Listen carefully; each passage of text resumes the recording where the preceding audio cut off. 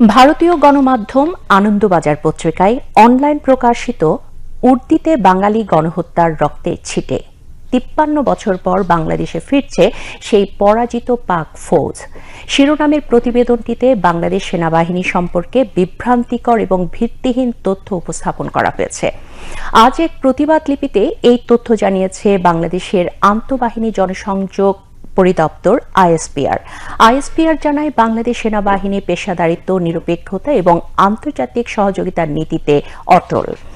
নিয়মিত কার্যক্রমের অংশ হিসেবে বাংলাদেশ সেনাবাহিনী বিভিন্ন দেশের সশস্ত্র বাহিনীর সঙ্গে বন্ধুত্বপূর্ণ সম্পর্ক বজায় রাখে, পারস্পরিক বোঝাপড়া ও দক্ষতা বৃদ্ধির জন্য ছাত্র বিনিময় ও প্রশিক্ষণ সহ বিবিধ সহযোগিতামূলক কর্মসূচি পরিচালনা করে।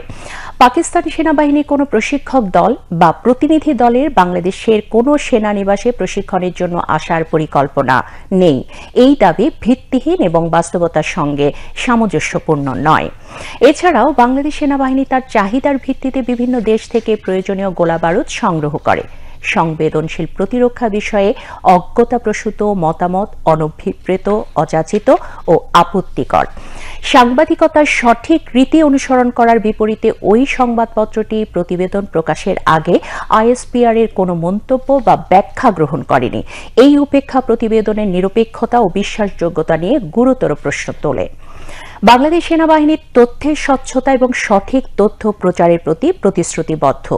গণমাধ্যমে কোনো প্রতিবেদন প্রকাশের আগে নির্ভরযোগ্য সূত্র থেকে তথ্য যাচাই করতে বিনীতভাবে অনুরোধ করা হলো।